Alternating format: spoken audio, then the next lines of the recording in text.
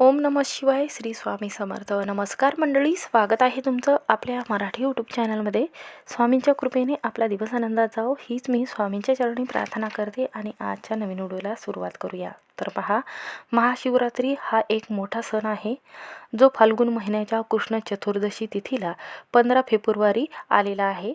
तर या दिवशी रविवार आल्याने आणि दुसऱ्या दिवशी सोमवार आल्याने हे दोन्हीही दिवस भगवान शिवांना समर्पित केले जातात. भगवान शिवांचा प्रमुख सण म्हणून ओळखला जाणारा हा महाशिवरात्रच्या दिवशी प्रत्येक मंदिरामध्ये ही सण मोठ्या थाटामाटात साजरा केला जातो, कारण ही शिवांची मोठी महान रात्र म्हणून ओळखली जाते, जो अंधार, नकारात्मकता, अज्ञानाच्या प्रकाशाचा विजय दर्शवत असतो. म्हणूनच पौराणिक कथेमध्ये असं सांगितलं गेलेलं आहे की महाशिवरात्रीच्या रात्री शिव व पार्वती यांचा विवाह जो आहे तर तो झाला होता व रात्री महादेवाने महाकाय शिवलिंगाच्या रूपात म्हणजेच शिवपिंडीच्या रूपात दर्शन दिले होते सर्वांना. या दिवशी 24 तास हा उपवास केला जातो आणि सकाळी सोमवारच्या दिवशी सोडला जातो. यंदा हा उपवास 15 फेब्रुवारीला आपल्याला धरायचा आहे आणि 16 फेब्रुवारीला सकाळी 9:30 ते 10:30 सोडायचा आहे. 12 वाजेपर्यंत सोडू शकता. हा उपवास शारीरिक आणि मानसिक चे प्रतीक म्हणून ओळखले जाते. या दिवशी शिवांची तांडव मुद्रा जी आहे तर ती सृष्टीच्या चक्राचे प्रतीक आहे. या दिवशी महाशिवरात्रीला संपूर्ण भक्त जे आहे तर ते पूर्ण श्रद्धेने शिवांची भक्ती आणि पूजा आराधना पंचामृताने अभिषेक करत असतात. यामुळे मनाला शांती आणि आध्यात्मिक शक्ती प्राप्त होते, सकारात्मक लहरी प्राप्त होतात. हा सण शिव व पार्वती मातेच्या दिव्य मिलनाचे प्रतीक म्हणून ओळखले जाते. या दिवशी रात्री शिवशंकराने तांडव नृत्य केले होते व शिवलिंगाच्या रूपात प्रथम प्रकट झाले होते. या दिवशी रात्रभर जागरण करून ओम नमः शिवाय हा मंत्र जप केला जातो. या दिवशी रात्रीच्या 4 प्रहरामध्ये पूजा केली जाते. हे व्रत जीवनातील संकट दूर करतात आणि आपल्या रात्रीतून नशीब जे आहे तर चमकण्यास मदत होत असते. यंदा सर्वार्थ सिद्ध योग जुळून आलेला आहे. या दिवशी भगवान भोलेनाथांची पूजा केली जाते तर आपल्यावर लवकर प्रसन्न होण्यासाठी आणि मनातील सर्व इच्छा पूर्ण करण्यासाठी. तर या दिवशी आपल्याला नंदीच्या कानामध्ये हे एक शब्द जे आहे तर ते बोलायचं आहे. नंदीच्या कानामध्ये हे एक शब्द बोलल्याने आपल्या सर्व कठीणातील कठीण समस्या दूर होतात. घरात अखंड लक्ष्मी नांदत असते. कर्ज तुमचं वाढलेलं आहे तर ते कमी होण्यास मदत होत असते.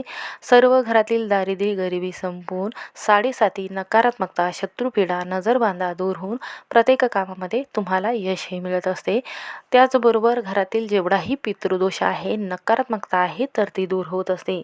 म्हणूनच आपल्याला नंदीच्या कानामध्ये कोणते शब्द आहेत हे बोलल्याने मुलांच्या बुद्धीचा विकास होतो. मुलांचा जो स्वभाव आहे तर तो शांत होतो, चिडचिडपणा कमी होतो, मुलाचे लग्न योग्य वेळात ठरते. आणि हा जर आपण उपाय जर केला तर एका रात्रीतून आयुष्याचं सोनं झाल्याशिवाय राहत नाही. म्हणून तुम्ही उपास नाही केला तरीही चालेल, पण नंदीच्या कानामध्ये हे 2 शब्द आवर्जून तुम्हाला बोलायचे आहेत. तर ते 2 शब्द कोणते आहे याची संपूर्ण माहिती आपण या व्हिडिओमध्ये पाहणार आहोत. त्यामुळे व्हिडिओ हा शेवटपर्यंत नक्की पहा. चॅनलवर नवीन असाल तर नक्की सबस्क्राईब करा. कमेंटमध्ये ओम नमः शिवाय किंवा श्री शिवाय नमस्तुभ्यम हा मंत्र लिहायला विसरू नका. तर पहा, या दिवशी भगवान भोलेनाथाची पूजा जी आहे तर 4 प्रहारामध्ये केली जाते. सकाळ संध्याकाळ रात्रीपर्यंत पूजा केली जाते. निषिद्ध काळामध्ये केलेली जी पूजा असते तर याचं फळ जे आहे तर ते दुप्पटपटीने आपल्याला प्राप्त होते. तर या दिवशी भगवान भोलेनाथाची पूजा केल्याने ते आपल्यावर लवकर प्रसन्न होतात. सर्व इच्छा ह्या पूर्ण होतात. म्हणूनच दरवर्षी माघ महिन्यातील कृष्ण पक्षातील चतुर्दशी तिथीला शिवरात्री साजरी केली जाते. म्हणूनच या दिवशी बेलपत्राच्या मुळ्याशी पंचामृत आणि पाणी अर्पण केलं जातं. यामुळे काय होते की सर्व तीर्थक्षेत्र जाण्याचं फळ आपल्याला मिळते.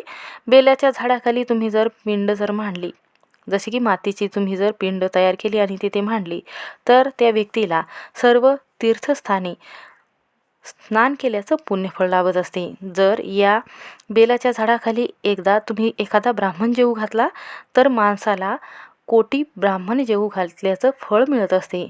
बेलाचे पान जे आहे तर हे 6 महिने शिळे राहत नाही, ते ताठच राहते. म्हणूनच शिवपिंडीवर बेलपत्र अर्पण केले जाते. कारण महादेवाला बेलपत्र खूप प्रिय आहे. कारण महादेवाला बेलपत्र हे शीतलता देत असते. महादेवाची पूजा जी आहे तर तिन्ही सांचीला म्हणजे संध्याकाळी, सकाळ, दुपार, रात्री केली जाते. महादेवाला तिन्ही देवाचे अधिदेव म्हटले जाते. महादेव, शिव, शंकर आणि भोलेनाथ म्हणून ओळख आहे त्यांच्या नावाला. महादेवाची सेवा करून यांचा आशीर्वाद जर मिळाला तर जीवनातील जेवढे दुःख आहे तर ते दूर होतात. तर शिवपुराणात असं म्हटलं आहे की राक्षसावर शिव हे प्रसन्न झाले होते, त्यांना वर दिला होता. जसं की रावणालाही वर दिला होता की रावण हा राक्षस होता पण शिवभक्त होता, म्हणूनच त्यांना वर हा मिळाला होता. म्हणूनच शिवरात्रीला शिवलिंगाची पूजा करण्याला खूप महत्त्व दिलं जातं. शिवपिंडीवर काही वस्तू अर्पण केल्यानंतर शिव हे अधिक प्रसन्न होतात. म्हणूनच आपल्याला अशा काही वस्तू आहेत 5, तर ह्या शिवपिंडीवर चुकूनही अर्पण करू नये. तर पहिली वस्तू आहे ती म्हणजे हळद. हळद ही चुकूनही अर्पण करू नये. ही भगवान शिव आणि माता पार्वतीला अर्पण केली जात नाही. धार्मिक ग्रंथामध्ये असं म्हटलं गेलेलं आहे की शिवलिंग हे पुरुष तत्वाचं प्रतीक म्हणून ओळखलं जातं. हळदीचा वापर सौंदर्य उत्पादनामध्ये केला जातो. तर शिवपिंडीला हळद ही कोरडी अर्पण केल्याने व्यक्तीचा चंद्र हा कमकुवत होतो आणि पैसा हा हातातून निघून जातो.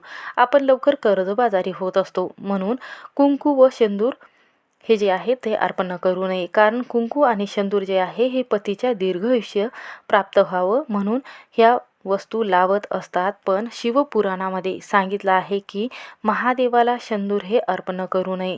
तुळस ही पूजेमध्ये वापरू नये. कारण तुळशीने आपल्या पूजेमध्ये शिवांना स्थान दिले नाही. कारण भगवान शिव यांनी जलंधराचा म्हणजे तुळशी वृंदा जी आहे तर त्यांच्या पतीचा वध केला होता. तुळस ही अर्पण शिवपिंडीवर चुकूनही करू नये. त्याचबरोबर लाल व केतकीचे फुलं जे आहेत तर ते महादेवाला अर्पण करू नये. कारण पहा, जे लाल फूल आहे हे महादेवाला प्रिय नाही. त्यांना पांढऱ्या रंगाची फुलंच अर्पण करावे. नारळ पाणी अर्पण करू नये. नारळ हे लक्ष्मी स्वरूप आहे पण माता पार्वतीला तुम्ही अर्पण करू शकता.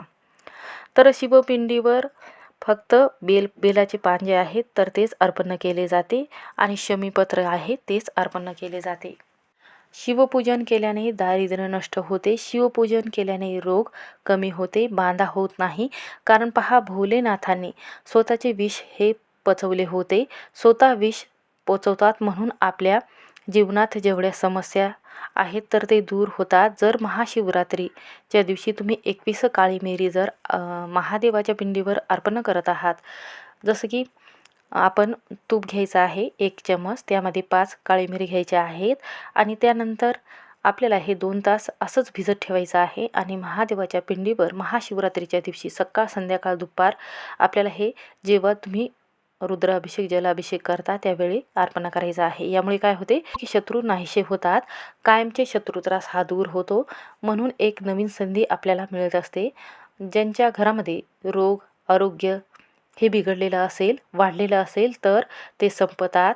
तर त्यांच्या जीवनात खूपच कर्ज झालेलं आहे, वाढलेलं आहे, तर त्यांचं 21 दिवस रोज सकाळ संध्याकाळ शिवपिंडीवर पाण्यामध्ये तिळाचं तेल टाकून जर अर्पण करत असाल किंवा तिळाचा तेलाचा दिवा लावत असाल तर आपल्या मनातील सर्व इच्छा ह्या लवकर पूर्ण होतात. पैसा घरात यावा यासाठी 21 दिवस ही सेवा करावी. जर नोकरीत यश किंवा व्यवसायात प्रगती होत नसेल, अडचणी दूर व्हावी, मुलाचं सर्व जे विघ्न आहे तर ते नष्ट होण्यासाठी आणि आपल्याला महाशिवरात्रीला काय करायचं आहे तर मंदिरामध्ये शिवपिंडीजवळ एक शुद्ध तुपाचा दिवा लावायचा आहे. तर हा अखंड दिवा लावायचा आहे. या दिव्याखाली आपल्याला तांदूळ जे आहे किंवा गहू जे आहे तर याची रास टाकायची आहे आणि त्या प्लेटवर आपल्याला दिवा ठेवून आपल्याला काय करायचं आहे तर हा दिवा ओवाळून आपल्याला या दिवशी महाशिवरात्रीला भगवान शिवांची आरती म्हणायची आहे. घरामध्ये महाशिवरात्रीला असं म्हटलं जातं की अगरबत्ती चुकूनही लावू नका. कारण आपण पूजा करताना धूपम समर्पयामी व दीपम समर्पयामी असं म्हणत असतो. अगरबत्ती ही शिवपुराणात शास्त्रामध्ये वर्ज्य म्हटले गेलेले आहे. जर तांत्रिक क्रिया करण्यासाठी अगरबत्ती ही वापरली जाते अमावस्येच्या दिवशी. म्हणूनच असं म्हटलं जाते की अगरबत्तीमध्ये बांबूचा तुकडा असतो. आपल्याकडे बांबू हा एखाद्या व्यक्तीला जाळण्याकरिता वापरला जातो, म्हणून पूजेत अगरबत्ती न लावता फक्त धूप जाळावा.